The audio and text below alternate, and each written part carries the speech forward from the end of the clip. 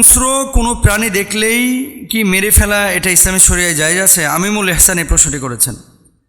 মানে রাস্তায় আমি সাপ দেখলাম, একটা সাপকে আমি দেখার সাথে সাথে মেরে ফেললাম, এটা জায়েজ আছে কিনা? 2 নম্বর, রাস্তায় আমি দেখলাম বাঘ, আমি দেখে মেরে ফেললাম।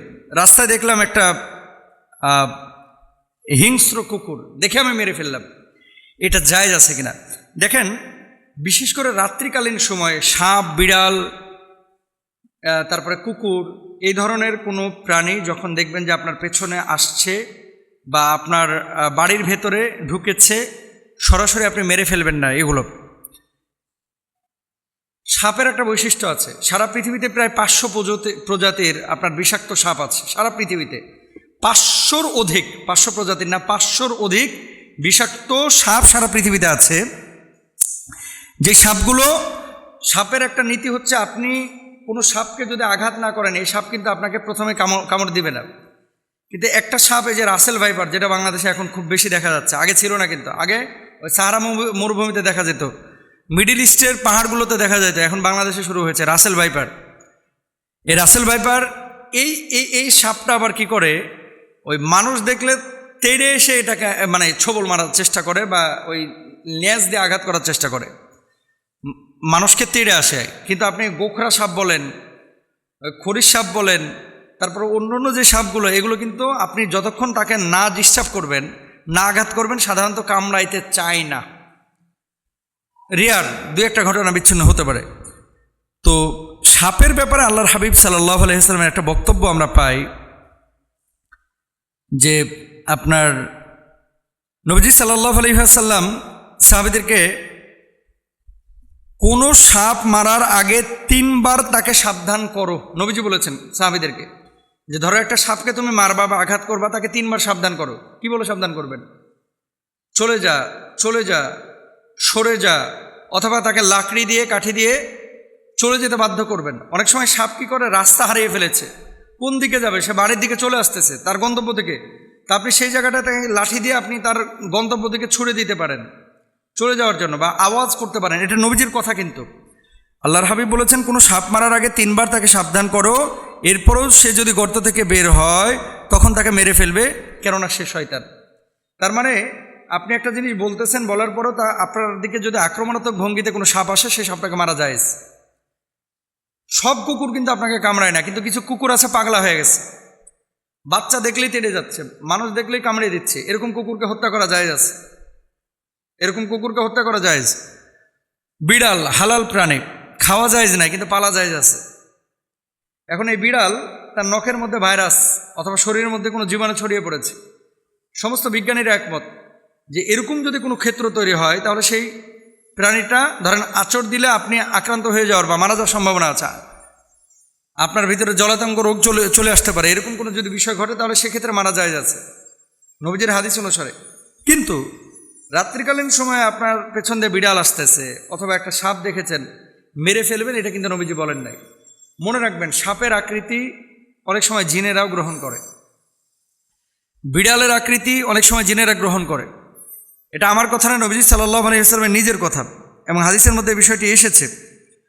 দেখেন, হযরত সালেম রাহিমাহুল্লাহ তার পিতা থেকে বর্ণনা করেছেন, রাসূল আকরাম সাল্লাল্লাহু আলাইহি ওয়াসাল্লাম বলেছেন, তোমরা সেই সাপ মারবে যার পিঠে 2টি সাদা রেখা আছে এবং যার লেজ নেই।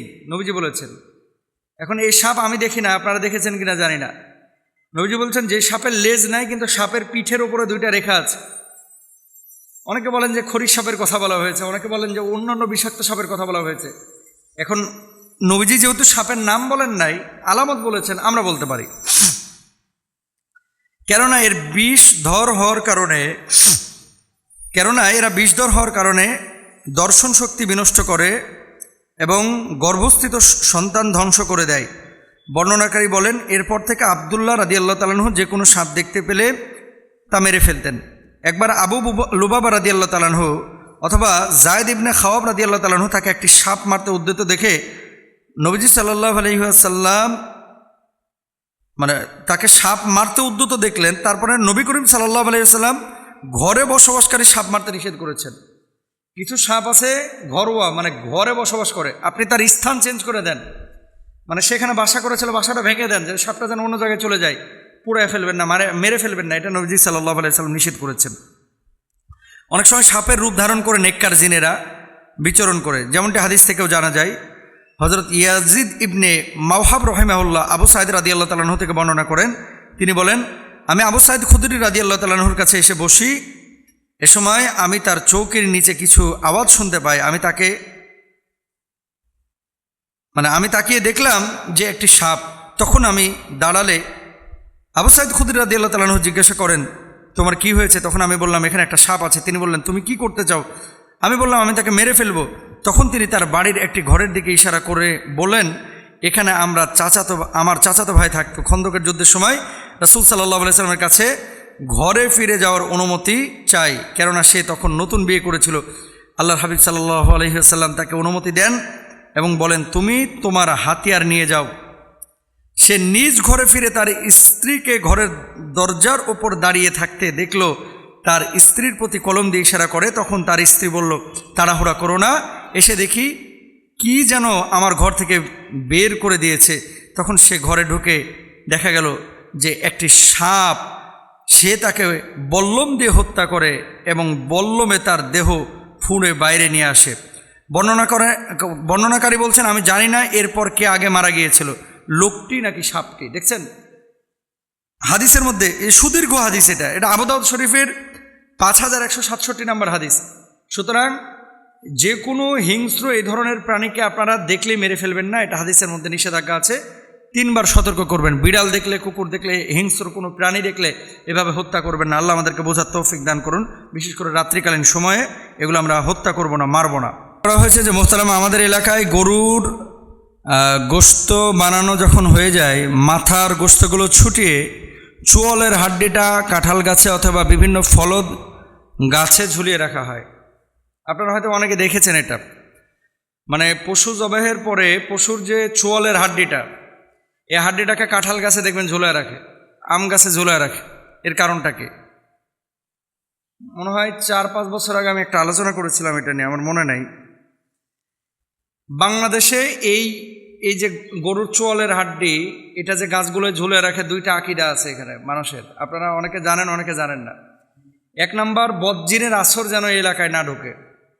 2 নাম্বার, অশুভ কোনো কিছু যদি থাকে তাহলে এই অশুভ কোনো কিছু থেকে এই এলাকাটা অথবা এই বাড়িটাকে অথবা এই গাছটাকে, এই হাড্ডিটা রক্ষণাবেক্ষণ করবে। এটা সম্পূর্ণ শিরকি একটা আকীদা।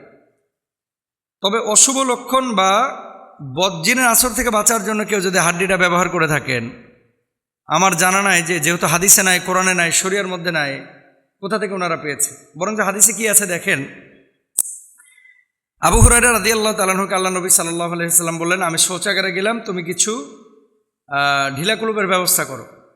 পাথর হতে পারে, মাটি হতে পারে, অবশ্যই গোবর এবং হাড্ডি যেন না হয়। এবং হাড্ডি, কয়লা, কাগজ, গাছের কাঁচা পাতা, খাদ্য দ্রব্য, এগুলো দিয়ে কুলুপ করা নিষেধ, আপনারা জানেন। নবীজির ইস্তেঞ্জা শেষ হলো, এরপরে জিজ্ঞেস করা হলো যে হাড্ডি এবং গোবরের ব্যাপারে, হাড্ডির ব্যাপারে আপনি, গোবরের ব্যাপারে আপনি কেন নিষেধ করেছেন, এই বিষয়টা কেন নিষেধ করলেন কেন? নবীজি সাল্লাল্লাহু আলাইহি ওয়াসাল্লাম তখন জবাব দিয়েছিলেন যে এটা নিষেধ করার কারণ হচ্ছে একটাই, যে আপনার গোবর এবং আপনার এই যে হাড্ডি, এটা জিনদের খাবার। গোবর এবং হাড্ডি হচ্ছে এটা জিনদের খাবার, এটা মানুষের খাবার না। গোবর হাড্ডি জিনরা খায়, এই জন্য নবীজি সাল্লাল্লাহু আলাইহি ওয়াসাল্লাম নিষেধ করেছেন যে এই জায়গাটায় এটা ব্যবহার না করতে। এখন হাড্ডি যদি কেউ গাছের উপরে ঝুলায় রাখে এভাবে, তাহলে তো সে জিনদের খাবারটাকে ওখানে ঝুলায় রাখলো। দেখেন নবীজি বলল যে গোবর হাড্ডি এটা জিনেরা খায়, এটা জিনদের খাবার, আর আপনি ওই জিন থেকে বাঁচার জন্য কি করলেন, হাড্ডিটাকে ওখানে ঝুলায় রাখলেন। তো এটা তো আপনার জন্য উচিত হলো না, এটা তো আসল প্রক্রিয়া হলো না, নবীজির হাদিসের পরিপন্থী একটা কাজ হয়ে গেল। তারপর আসেন, এই ধরনের অনেক কুসংস্কার কিন্তু আমাদের সমাজের মধ্যে আছে। হাড্ডিটা ঝুলিয়ে রাখার পরে আবার গরুর কি করে, ওই যে অন্ডুকোষ, এই অন্ডুকোষটাকে অনেকে কি করে আপনার ফেলায় দেয়। এটা আমাদের খাবার সাথের অন্তর্ভুক্ত, আমাদের মন চায় না, এই জন্য আমরা ফেলায় দিই, কিন্তু আরব বিশ্বের এরা আবার এটাকে খায়। কিন্তু আমাদের এখানে এটাকে এমন হারাম মনে করে, শুকুর খাওয়া যেমন হারাম, এরকম হারাম মনে করে, কিন্তু বিষয়টা কিন্তু এরকম না।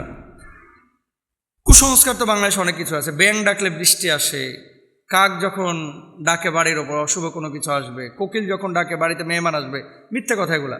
পরীক্ষা দিন সকালবেলায় ডিম খেতে নাই, তারপরে দোকানের প্রথম কাস্টমারকে বাকিতে দিতে নাই, এরকম অনেক কিছু বিষয় বাংলাদেশে প্রচলিত আছে। এটাও কিন্তু একটা প্রচলিত কুসংস্কার। তো জিনেরা সাধারণত এই ধরনের হাড্ডিগুলো পছন্দ করেন খেতে। আপনি এই যে কোরবানির গোশত যখন খান, খাওয়ার পরে হাড্ডিগুলো কি করে, অনেক সময় জানলার সামনে দিয়ে বারান্দায় মানে বাড়ির পেছনে ফেলায় দেন। এটা করবেন না।